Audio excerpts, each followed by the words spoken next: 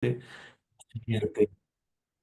Sí, muchas gracias. Pues muy interesante ejercicio académico, pero no solo se queda ahí, ¿no? Sino ver que los fundamentos teóricos de cualquier perspectiva, pues son importantes para una intervención coherente y responsable. Muchas gracias, doctor Jesús. A continuación tenemos a la doctora Jessica María Villanueva Torres y el tema que nos va a brindar es competencias y habilidades del terapeuta cognitivo-conductual. Ella es doctora en Psicología y Salud por la Universidad Nacional Autónoma de México, maestría en Psicología con residencia en Medicina Conductual y licenciada en Psicología por la misma universidad, diplomada en enfermedades crónicas no transmisibles por el Instituto Nacional de Salud Pública, psicoterapeuta cognitivo-conductual, docente en el Centro Interdisciplinario de Ciencias de la Salud, Unidad Santo Tomás del Instituto Politécnico Nacional y la Universidad Abierta y a Distancia de México. Ha realizado investigaciones de los aspectos conductuales de condiciones médicas, en especial de enfermedades crónico-degenerativas como el cáncer, y educación para la salud y estilos de vida. Ha impartido y coordinado distintos talleres para incidir en el bienestar de pacientes en riesgo y poblaciones vulnerables, así como en talleres de autorregulación emocional y estrategias de aprendizaje para alumnos de bachillerato y licenciatura. Ha impartido clases en modalidad a distancia presencial en instituciones como el Instituto Politécnico Nacional, por supuesto que en AMAPSI, y en la División de Educación Continua de la Facultad de Estudios Superiores de Iztacala. Está con ustedes la doctora, Jessica María. Buenos días, Rosario. No sé si me escuchan bien. Tenía ahorita un poquito de problemas con el audio. Escucha un poco bajito. Un poquito bajito, si pudieras ir a donde está el micrófono, pestañita, y ahí dice el volumen de tu audio en, en, en micrófonos, no configuración del audio, y ahí viene lo del volumen. A ver, no sé si ahí se escucha mejor. Un poquito, a ver, súbele un poco más. Sí, se escucha un poquito lejos. Ahí, no sé. Vamos a pausar tantito. Parto mi pantalla. Sí, adelante. Ahí está mi pantalla. Esa sí se puede ver, supongo. Sí, ya está. Ok, bueno, pues primero gracias al doctor Marco Rosario por la invitación. Gracias a todos los que nos están escuchando en este momento.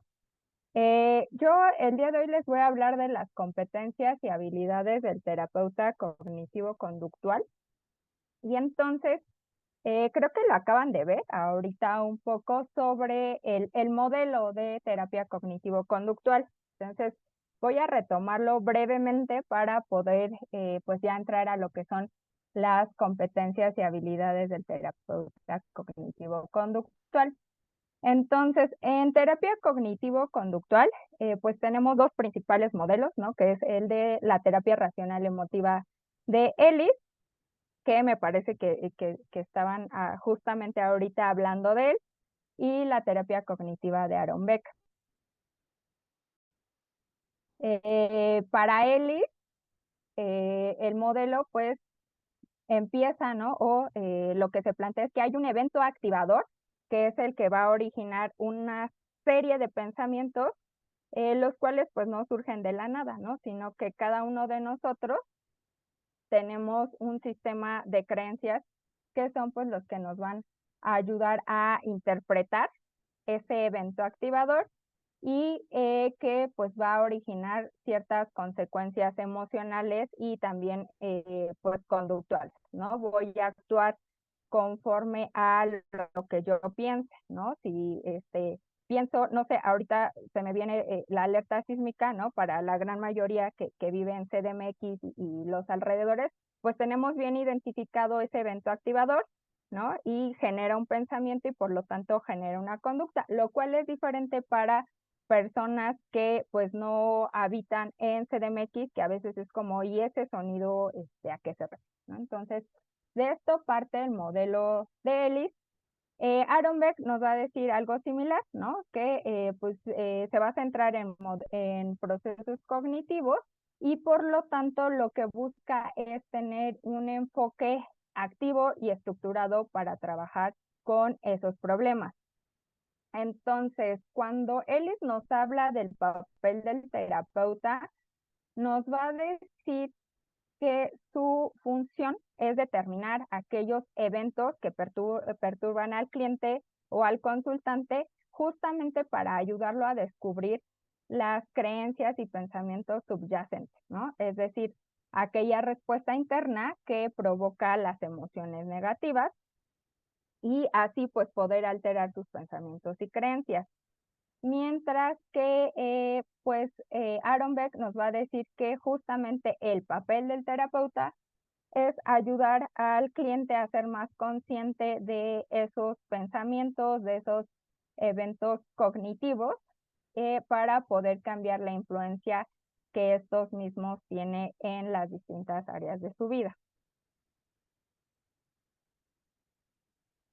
Ahora, entonces, el papel del terapeuta en la terapia cognitivo-conductual, pues justamente, ¿no? Es un papel activo en el que va a trabajar junto con el paciente o con el cliente para que este último reconozca sus cogniciones o pensamientos automáticos, no como hechos, sino como hipótesis a examinar. O sea, yo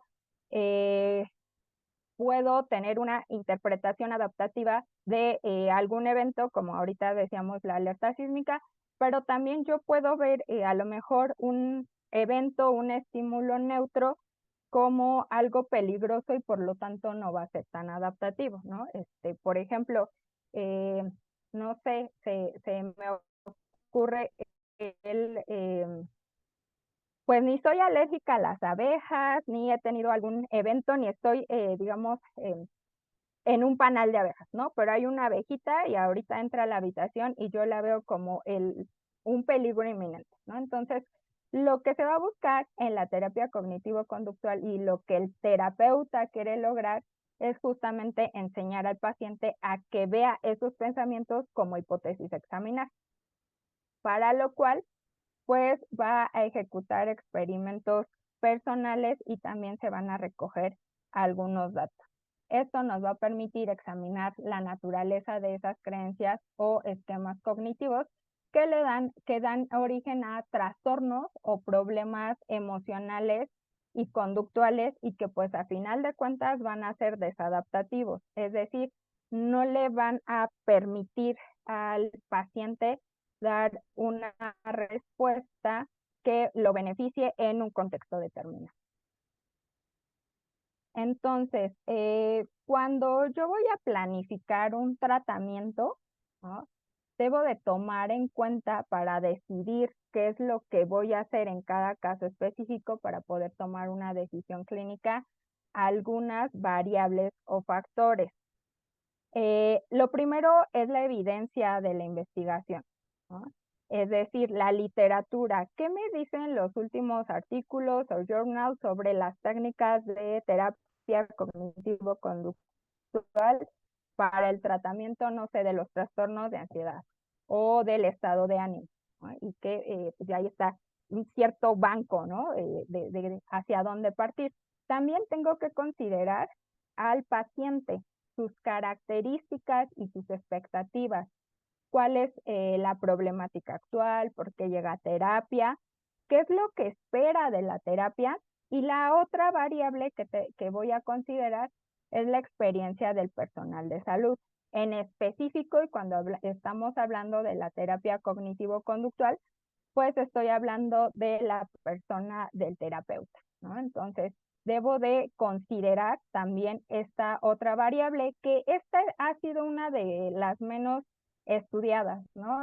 Las características características, así como la evidencia de la investigación, están ya muy bien documentadas, pero en la que nos hace falta pues documentar aún más es justamente las características del terapeuta cognitivo-conductual.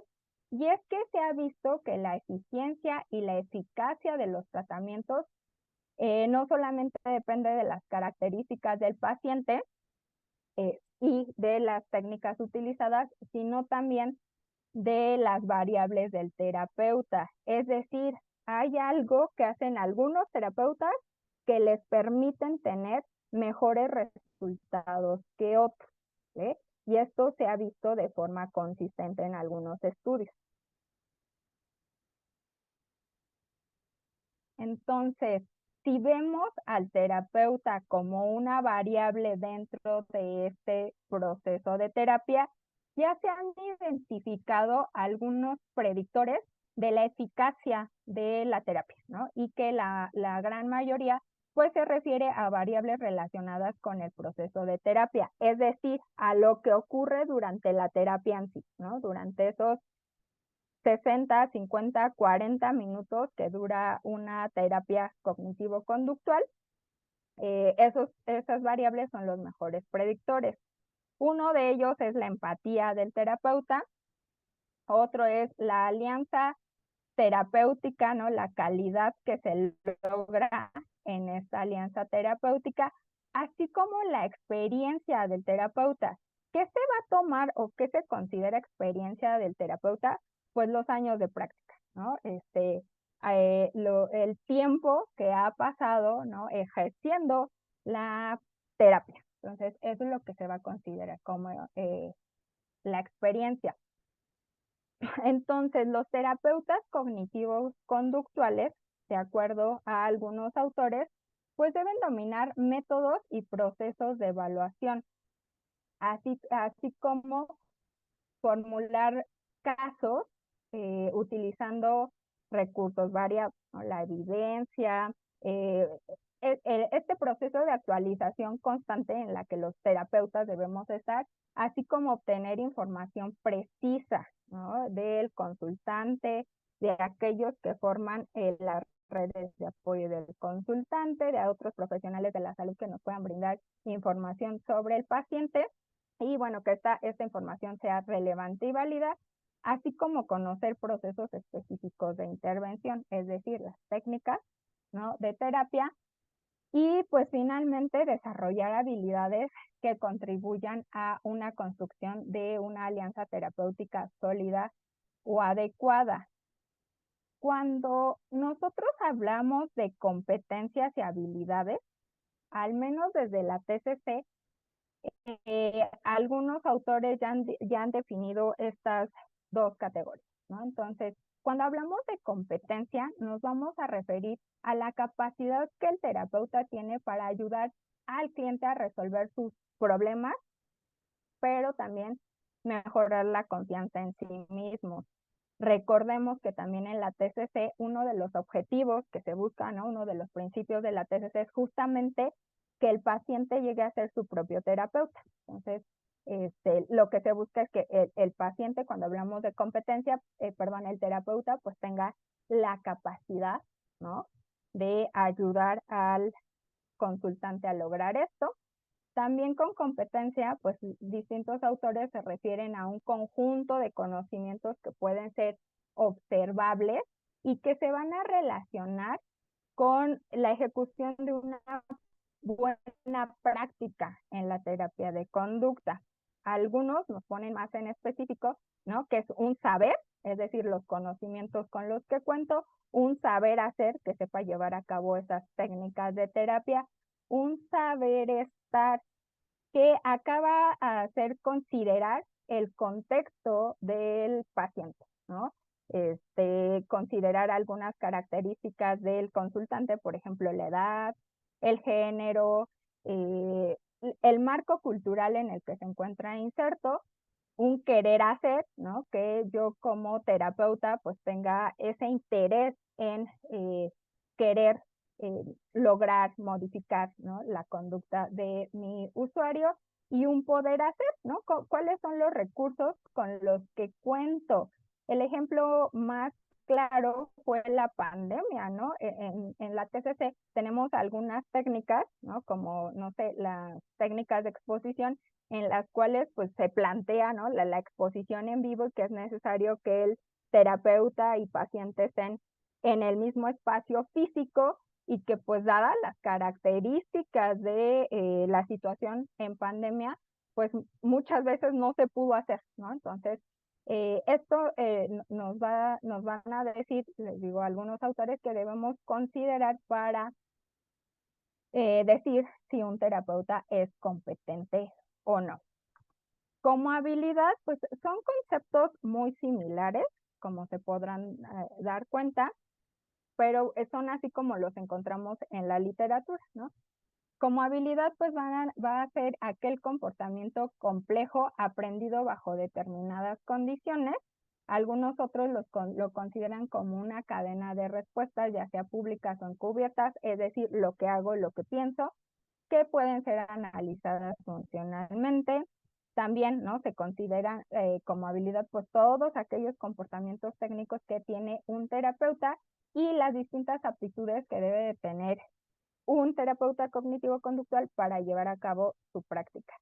Algo importante que siempre nos están diciendo ahí como en habilidades del terapeuta es que estas habilidades deben ser aprendidas y practicadas. O sea, una vez que las aprendo, debo estar constantemente ejerciéndolas para pues poder mejorarlas.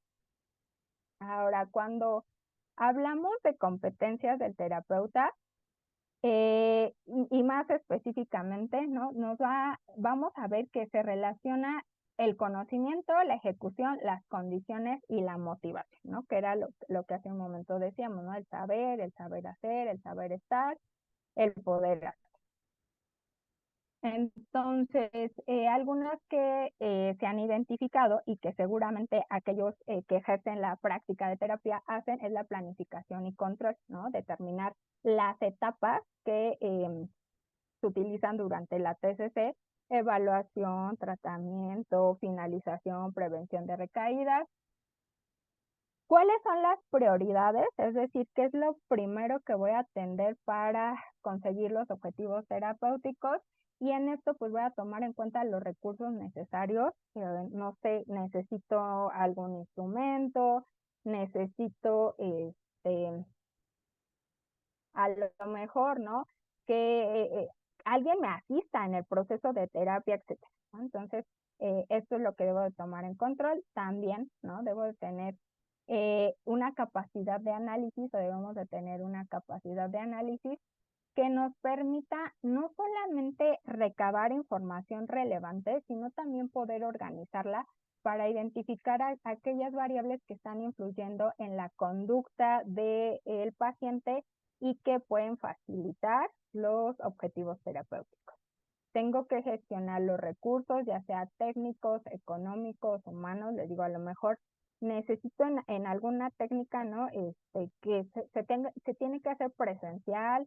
A lo mejor, ¿no? Necesito que alguien me asista, no sé, en las técnicas de exposición, por ejemplo, lo voy a exponer a alguien que a lo mejor su miedo sea las alturas, ¿no? Entonces, a lo mejor el recurso que necesito, pues es, no sé, poder eh, ir a un edificio alto, ¿no? Entonces, debo de tomarlo en cuenta. También en la eficacia y rigor profesional, que con esto hace referencia a aplicar la metodología científica, es decir, pues la base de la literatura que tengo, ¿no? Los avances que ya otros han logrado sobre las mejores técnicas, sobre los instrumentos más actualizados, para, pues otra vez, ¿no? Lograr los objetivos que me planteo y también pues tener una práctica profesional de calidad.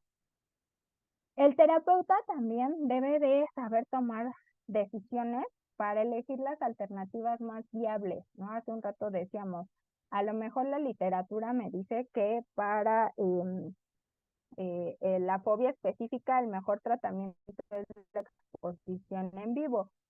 pero dado que mi paciente está en Chihuahua y yo acá en Estado de México o en CDMX, pues no podemos llevar exposición en vivo, ¿no? Entonces, ¿cuáles son las alternativas más viables para poder lograr una remisión de la fobia específica, ¿no?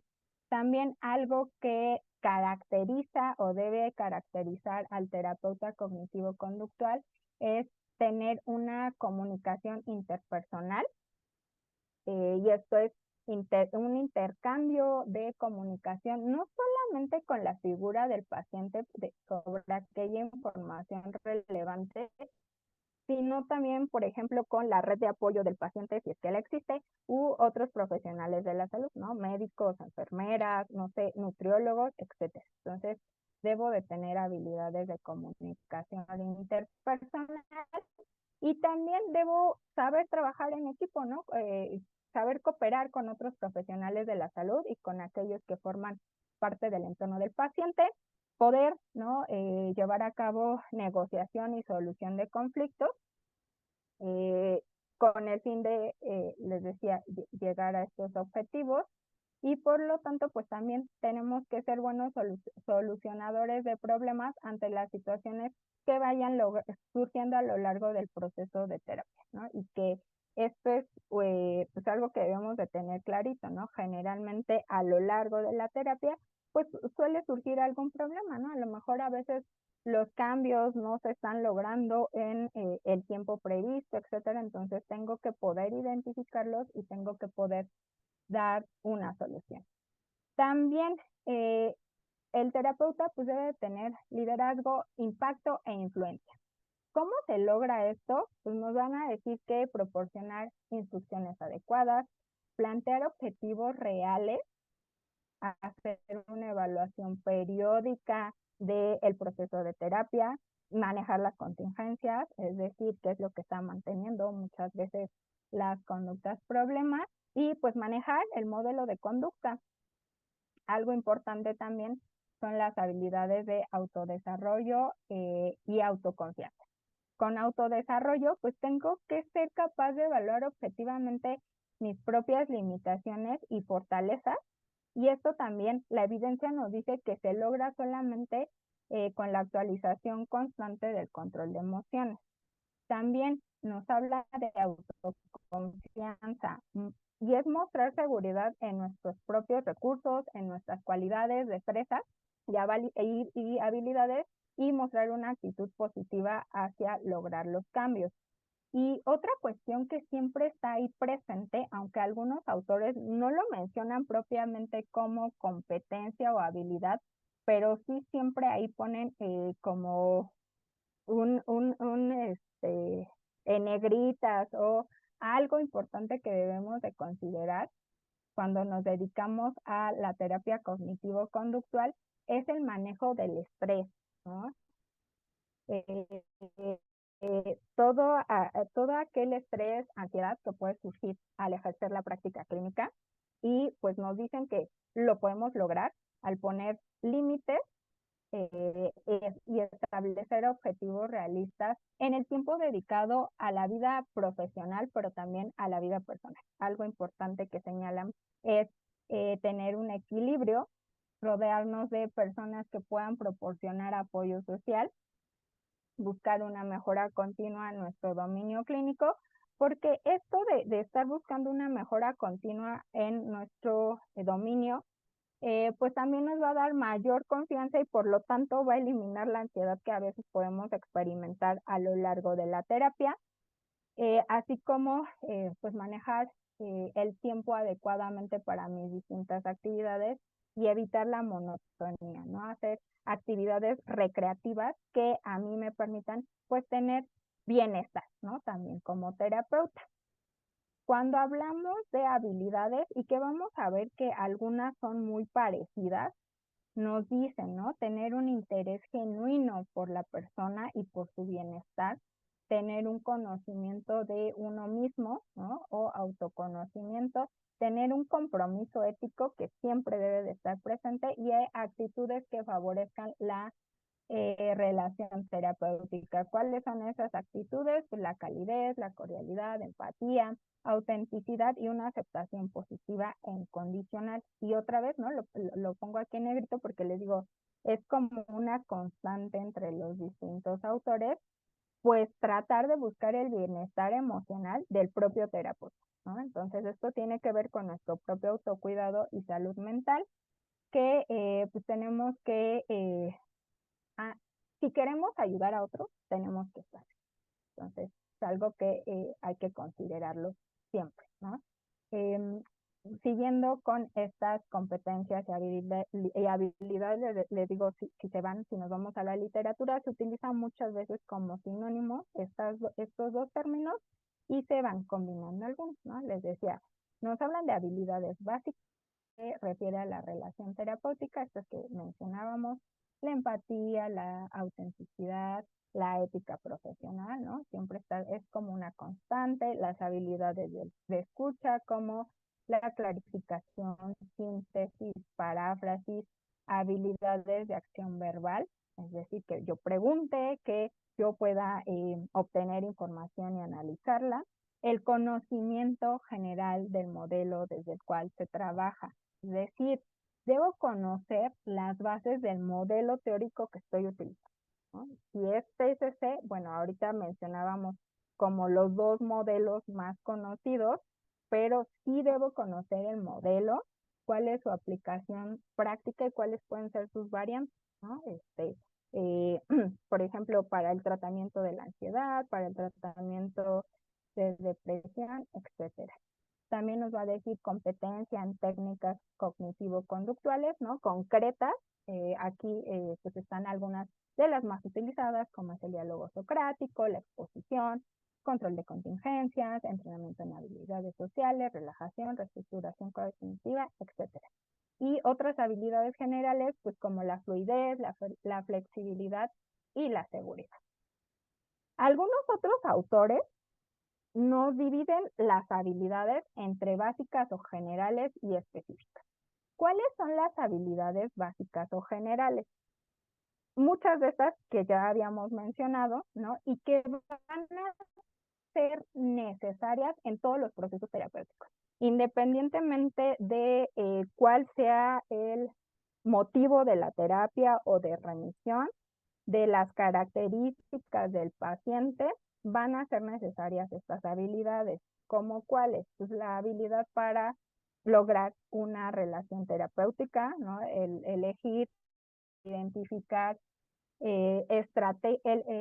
identificar el problema y elegir las estrategias adecuadas para poder solucionarlo, ¿no? Y que eso me lleva a tomar decisiones a lo largo del proceso terapéutico. También, por ejemplo, tomar decisiones sobre cómo voy a evaluar los cambios a lo largo del proceso terapéutico, y también aquellas habilidades, ¿no? Que me faciliten que el paciente pueda describir las contingencias, es decir, cuáles son muchas veces las consecuencias que su conducta tiene, ¿sí? Y nos van a decir, hay habilidades específicas y estas dependerán del tipo de paciente tratado. Por ejemplo, ahorita estamos hablando de habilidades básicas y pensadas en usuarios o pacientes adultos. Si yo me voy a dedicar a tratar pacientes infantes o adolescentes, necesito ciertas habilidades específicas para poder trabajar con esa población. ¿Sí? Entonces, ahí es cuando decimos, bueno, depende del paciente tratado. También, pues de eso muchas veces dependerán las técnicas de intervención elegidas, o cuando estoy tratando a lo mejor trastornos muy específicos, ¿no? Por ejemplo, de conducta alimentaria, y que hay ciertas técnicas, ciertos protocolos de tratamiento muy específicos, y que si yo voy a atender a esa población, necesito conocerlos y necesito dominarlos, ¿vale? También va a depender, también debo considerar algunas habilidades específicas en el formato de las sesiones. Comúnmente vemos a los pacientes durante una hora, o sea, de 60 a 40 minutos a la semana. pero también hay formatos de terapia desde la TCC que me permite verlos 2 veces por semana, ¿no? No sé, la activación conductual breve para la depresión y que son formatos de terapia pues más cortos en tiempo y que plantean que puedas ver al paciente hasta 2 veces por semana o a veces y tomando en cuenta, ¿no? El poder hacer aquellos que hayan trabajado o trabajan en instituciones públicas, no me dejarán mentir, a veces uno no puede ver al paciente cada semana, ¿no? Entonces, a veces si bien nos va, lo podemos ver cada 15, cada 20 días. Entonces, acá nos van a decir, también necesitas pulir ciertas habilidades específicas en esos casos, ¿no? Porque tenemos muchas veces que aprovechar mucho más el tiempo. Entonces, en las habilidades básicas para el establecimiento de la relación terapéutica, pues tenemos la actitud, respeto y aceptación, ¿no? Respetar al paciente como ser humano, permitirle crecer en sus propios términos, mantener la atención dirigida al paciente. Esto quiere decir, ¿no? Que durante los, no sé, 40, 60 minutos que dure una sesión terapéutica, pues yo debo de centrar mi atención en el paciente. Y debo de ser muy cuidadoso o cuidadosa al identificar, a lo mejor hay algunas variables que me distraen, ¿no? Somos humanos y pues, también a veces el terapeuta tiene preocupaciones, ¿no? Por ejemplo, en estos días de lluvia, ¿no? Es como así, sí, ¿no? Ya se inundó CDMX, ¿no? Y ahorita que salgamos o no deja de llover y estímulos ambientales que me pueden distraer, ¿no? Que debo de reducirlos, pero también debo tener cierto autocontrol en decir, bueno, sí, allá afuera está cayendo el cielo, pero ahorita mi atención se centra en lo que está diciendo este cosito, ¿no? También en empatizar, pues poder entender la perspectiva de la otra persona y tratar de entender la respuesta emocional que está experimentando y además que yo pueda comunicar que le estoy entendiendo, ¿no? Si el paciente está expresando tristeza, pues lo que se esperaría, ¿no? Y la respuesta emocional que concordaría con esa expresión del paciente, pues a lo mejor es la comprensión y la preocupación, ¿no? Y acá sí son, cuando hablamos de empatizar, no solamente debo poder experimentarla, sino también reflejar, ¿no? Que el paciente pueda observar la preocupación genuina que yo tengo por lo que me está diciendo. ¿Cómo logro esto? Pues también al presentar elementos corporales adecuados, ¿no? A través de señales no verbales como que se dé cuenta que lo estoy escuchando, ¿no? La cercanía, también con aquellos elementos paralingüísticos como la latencia, ¿no? Entre que el paciente está hablando y yo voy a dar una retroalimentación y muchas veces, ¿no? El paciente nos voltea a ver así como pidiendo esa retroalimentación, ¿no? La velocidad de mi voz, el énfasis que voy a hacer en distintos elementos que estoy mencionando o que estoy puntualizando, la fluidez, el tiempo de habla, la claridad y la velocidad. También, ¿no?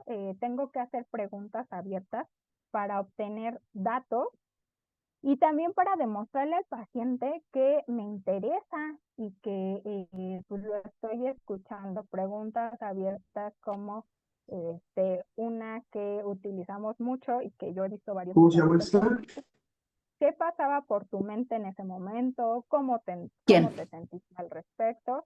Etcétera. Mentales. También debo tener habilidad para parafrasear la información del paciente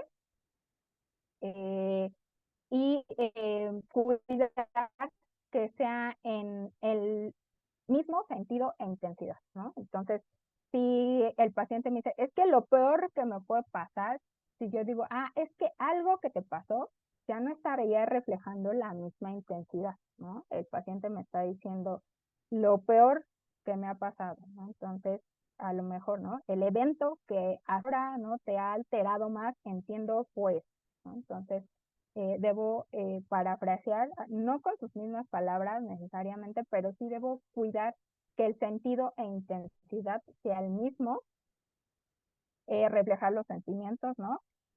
Reflejar que he comprendido lo que me está diciendo y si a lo mejor tengo dudas sobre si lo estoy entendiendo o no, pues ser muy puntual y decirle, déjame ver si te estoy entendiendo, ¿no? Y en ese momento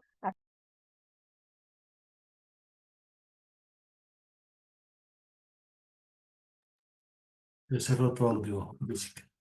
Sí, ya nos escuchan.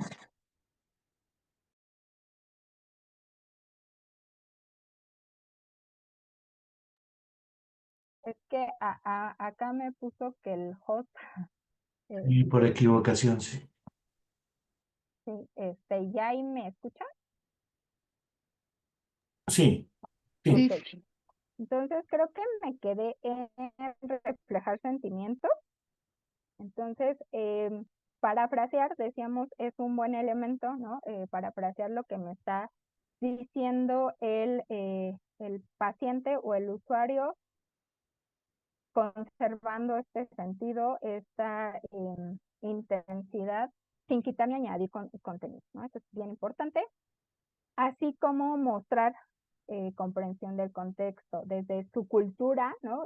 Desde las reglas, a lo mejor muchas veces de clase social, contexto familiar, trabajo, estudios, en función del sexo, género, orientación sexual e incluso de la edad y grupo de referencia de mi paciente, ¿no? Por ejemplo, con los adolescentes, algo que les importa muchísimo son las opiniones en redes sociales de sus pares y que a lo mejor para otras generaciones podrían decir, bueno, pero ¿por qué es tan importante un like, ¿no? O un view, una vista, no sé, en TikTok. Entonces, tengo que mostrar comprensión sobre ese contexto, a lo mejor, ¿no? Desde mi generación, dices, bueno, un like más, un like menos, pero para esta generación, para mi paciente, no sé, de 14, 15 años, esto es muy importante, ¿no? Esa imagen, esa retroalimentación que pueda tener en redes sociales por sus pares es súper importante. Entonces yo debo de pues considerarla, ¿no? Y poder reflejar que comprendo esa importancia. También manejar las conductas de evitación y escape que muchas veces los pacientes tienen, ¿no? Identificar que a lo mejor resulta que teníamos, ¿no? Así como planeado en la próxima sesión, hablar sobre cuál es su peor miedo, ¿no? Y entonces resulta que me cancela porque surgió algo y luego la siguiente sesión, oye, no voy a poder llegar porque fíjate que, no sé, hay mucho tráfico, ¿no? Entonces tengo que atravesar CDMX y no llego. Entonces ahí tengo que empezar a analizar, ¿no? Bueno, a lo mejor que una vez cancele, pero dos veces, ¿no? Dos veces seguidas, y justamente cuando vamos a hablar como de un tema central, ¿qué es lo que está pasando, ¿no? Y entonces, ¿qué puedo hacer para disminuir esas conductas, ¿no? Que es una conducta de evitación, ¿no? Está evitando hablar de un tema en específico. Y entonces, ¿no? Si nos damos cuenta, muchos y distintos autores señalan distintas habilidades y competencias. Y también el término habilidad y competencia se utiliza repetidamente en la TCC como sinónimos. Ahorita por eso partíamos, bueno, de una definición de qué vamos a entender como competencia y habilidad desde este marco teórico. Nos plantean distintas habilidades y competencias, pero muchas de ellas se repiten, ¿no? Y muchas de ellas son comunes y son en las que debemos de poner muchísima atención. Una que a mí me parece de suma importancia es justamente saber manejar el estrés y el autocuidado del terapeuta, ¿no? Ya ahorita mencionábamos a lo mejor algunas estrategias y que decíamos, bueno, muchos de nosotros a veces estudiamos psicología para ayudar a otro, ¿no? Y entonces debo de tener bien clarito que para poder ayudar a otro, primero yo tengo que estar. Entonces, Esto es algo que debemos de tomar en cuenta. También, ¿no? Las habilidades o competencias que se esperaría que un terapeuta cognitivo-conductual tenga, pues son la de planificación, control y gestión, ¿no? Ya veíamos de tiempo, de recursos, eh, incluso, ¿no? La gestión con el tiempo entre la vida profesional y la vida personal, ¿no? También una básica, ¿no? Es establecer una relación terapéutica adecuada, ¿no? Debo empatizar con mi cliente, paciente, consultante, usuario, lo necesario, pero también, ¿no? Y acá va este compromiso ético. Es eso, es mi paciente, mi consultante, y yo empatizo con él. Pero no es mi amigo, no es mi abuelita, no es, ¿sale? Porque si no, ya no estamos contribuyendo, si no podemos entorpecer la terapia, y también no es lo más sano. Terapeuta, debo de tener el conocimiento del modelo que se trabaja. Y ahorita que estamos en la jornada de terapia cognitivo-conductual, bueno, pues el modelo de TCC, ¿no? Ya sea el de Beck, el de Ellis, algún otro, ¿no? Porque no son los únicos, son los más difundidos, los más conocidos, son los básicos, me atrevería yo a decir, pero debo de tener un conocimiento bien clarito del modelo que voy a trabajar, y debo de tener la capacidad también de explicar el modelo de terapia en términos sencillos que mi paciente pueda comprender, y sobre todo que pueda comprender el papel que el paciente tiene en este modelo, ¿no? Porque es un modelo en el cual el consultante pues tiene un papel activo, ¿no? Tiene que hacer, tiene que trabajar dentro y fuera de la terapia para lograr los cambios. También debemos de tener pues buena comunicación interpersonal, ¿no? Lo que ya decíamos ahorita, tanto con el paciente como con la red de apoyo del paciente y otros profesionales de la salud, que muchas veces, bueno, pues tenemos que hacer trabajo en equipo con ellos, ¿no? Algunos pacientes llegan por otros profesionales de la salud, ¿no? Llámese médico, nutriólogo, es más, por las escuelas, ¿no? ¿Cuántos niños, adolescentes llegan a terapia por referencia de las escuelas, ¿no? Que muchas veces es como requisito, ¿no? Ve a terapia para poder seguir. Entonces, debo de lograr tener una comunicación interpersonal adecuada con estos profesionales. También, ¿no? Tener una capacidad de escucha y análisis. Esto es básico, ¿no? No solamente el escuchar y poder obtener información, sino también analizarla y poder identificar cuáles son las variables que a lo mejor iniciaron el problema y que lo mantienen hasta ahora, ¿no? Entonces, un TCC debe de poder hacer este análisis, ¿no? Debemos de ser buenos solucionadores de problemas y buenos negociadores, tanto con el paciente como con otros, ¿no? Ya lo veíamos ahorita. Y a mí me gusta mucho este, eh, no es modelito, pero ese esquema justamente de Cervantes, que nos dice, ¿no? Para poder llamarnos terapeutas cognitivo-conductuales, para ser un terapeuta eficaz, como cuál es la fórmula, ¿no? Si yo no tengo conocimiento ni competencias, no soy terapeuta. Si no tengo conocimiento, pero sí competencia, pues soy un charlatán, ¿no? Porque no conozco el modelo, no tengo una base teórica, a lo mejor soy muy competente vendiendo, ¿no?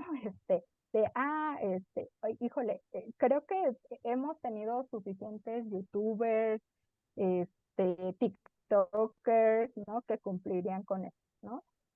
Escribe de tal color para que tengas una buena salud mental, ¿no? Entonces, lo vendo muy bien, soy muy competente en vender esto, pero no tengo ni el conocimiento ni la base teórica sólida desde ningún modelo, llámese TCC u otro, entonces soy un charlatán.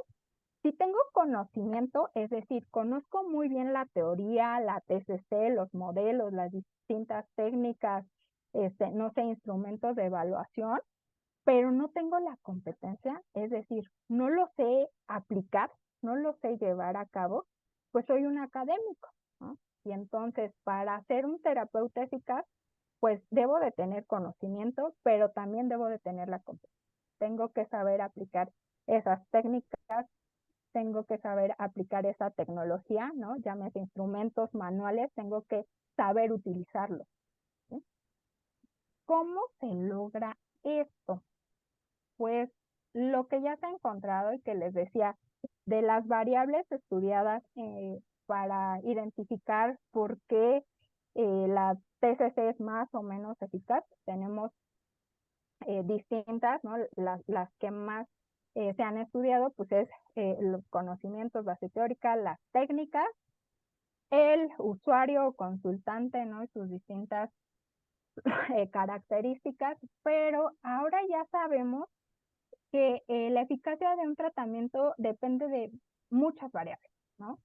Sí, las características del paciente, las técnicas, pero también el contexto en el que se desarrolla el paciente, decíamos las características de las técnicas y sobre todo, bueno, no sobre todo, pero también es bien importante tomar en cuenta las características del paciente, las habilidades y competencias que tiene un terapeuta y que algo en lo que son constantes los distintos autores es que para que un terapeuta cognitivo-conductual pueda desarrollar habilidades y competencias y convertirse en un terapeuta eficaz, es necesario el conocimiento, pero también la práctica de comportamientos específicos. Entonces, no basta con que yo lo sepa, sino que los tengo que practicar, ¿no? Y eso me va a llevar a la experiencia. ¿Cuántas son las horas de terapia que tienes, ¿no? ¿Cuántas horas has tenido como formación? Y no solamente en el aula, sino con pacientes, ¿sí? Por lo tanto, pues es necesario Gracias. seguir promoviendo diplomados, posgrados, junto con el trabajo de los investigadores y también que a través de este trabajo, ¿no? de investigación se perfeccione la labor clínica. Y que yo investigue cuáles son las variables que me permiten llevar a cabo una terapia más eficaz, pero también que no se quede solo en el conocimiento, ¿no? Sino que se empiecen a aplicar y que se empiecen a utilizar en las distintas escuelas de psicología. Es necesario también realizar talleres y seminarios específicos, constantes, jornadas como en la que hoy estamos participando, ¿no? Para pues poder tener el conocimiento, pero también difundirlo y poder aplicarlo, porque el conocimiento que no se aplica pues no nos va a ayudar a cambiar, ¿sí? Es importante que yo tenga en cuenta que el éxito profesional en la práctica de la psicología clínica conductual también es el éxito terapéutico en la mayoría de los pacientes. Y pues esto nos lleva a que si hay un éxito terapéutico, pues se pueda lograr el bienestar de los pacientes, que creo que es lo que nos trae a este ejercicio de la psicología, ¿no? Buscar el bienestar del paciente, del consultante, y entonces, por lo tanto, ¿no? Y la evidencia nos dice, bueno, si quieres lograr el bienestar de tu paciente, debes tener éxito en la terapia. ¿Y cómo logras eso? Teniendo éxito profesional a través del conocimiento y la práctica de tus conocimientos. ¿De acuerdo? Entonces, bueno, por mi parte sería todo. Muchas gracias. Muchas gracias a ti, Jessica. Qué interesante y pues pensar que comparten muchas habilidades y competencias todos los terapeutas de todas las perspectivas, pero sin duda algo que distingue al terapeuta cognitivo-conductual es la capacidad para la aplicación estructurada y científica, ¿no? del tratamiento, mientras que en otras perspectivas podríamos decir que se le da mayor relevancia a la exploración emocional, a la relacional o simbólica de alguna manera. Entonces, pues esto es algo muy importante y nos haces verlo. ¿Quién quiere hacer una pregunta? Tenemos unos minutos para una pregunta. Por ahí dice, dice Víctor, si quiero comenzar con terapia cognitivo-conductual, ¿qué libros me recomiendas para leer? Acá bueno, está uno de Judith Beck, que justamente se llama así como Principios de Terapia Cognitivo-Conductual, ¿no? Y sus aplicaciones. Entonces, ese es como un muy buen punto para conocer la terapia cognitivo-conductual y sus fundamentos, ¿no? Les digo, es escrito por Judith Beck, el prólogo es de Aaron Beck, entonces creo que ese podría ser un buen inicio. Sí, muy bien. Están diciendo que excelente ponencia, que sí sería Gracias. posible poner la diapositiva de referencias, por favor. Que muy interesante. Gracias por la Déjenme tabla. compartir. Y dice, ¿qué nos puede ofrecer el SICUS como estudios de posgrado y educación continua permanente? Gracias, excelente ponencia.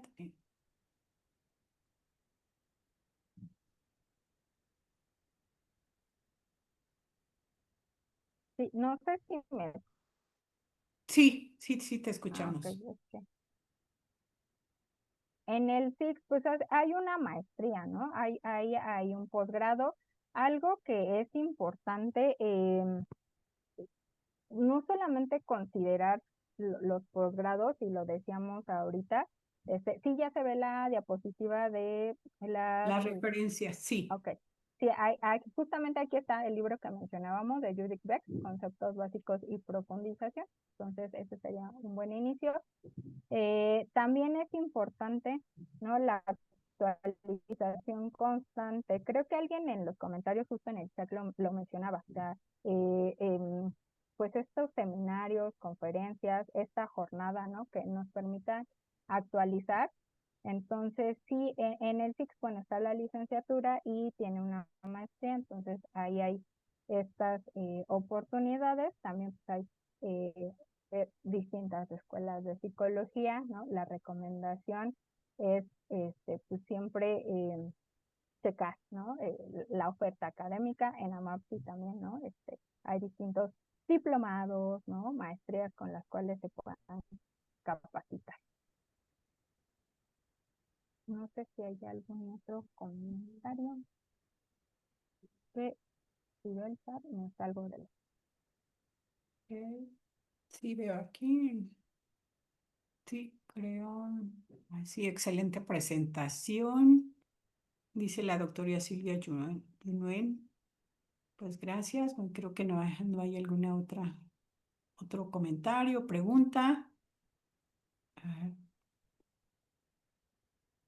No, muchas gracias. Excelente presentación. Miriam dice que ya está haciendo la maestría en psicoterapia cognitivo-conductual en el Centro de Psicoterapia Cognitiva Online. Muy buena calidad. Tienen REBOE y está avalado por la SEP. Muy bien. Creo que está bien. Pues agradecemos muchísimo y un gran aplauso para ti. Muy bien. Muchas gracias por la presentación, por toda la información que nos brindaste. Dice Grace Peralta, felicidades. Gracias. Gracias Rosario, gracias por la invitación y pues gracias a todos los que nos escucharon. No, muchas gracias a ti. Un aplauso. Muy bien. Pues les vamos a pedir que mantengan cerrados sus micrófonos, por favor, porque si estamos haciendo las grabaciones, las cuales van a estar disponibles posteriormente en nuestra página web, amapsi.org, o en YouTube con conferencias Amapsi, así también en Facebook. Vamos con la siguiente conferencia, es uso de técnicas de exposición en terapia cognitivo-conductual, y va a ser dictada por la doctora Cristina Griselda Guerrero Sánchez. Ella es egresada del doctorado en Ciencias del Comportamiento en el Centro de Estudios e Investigaciones en Conocimiento y Aprendizaje Humano de la Universidad Veracruzana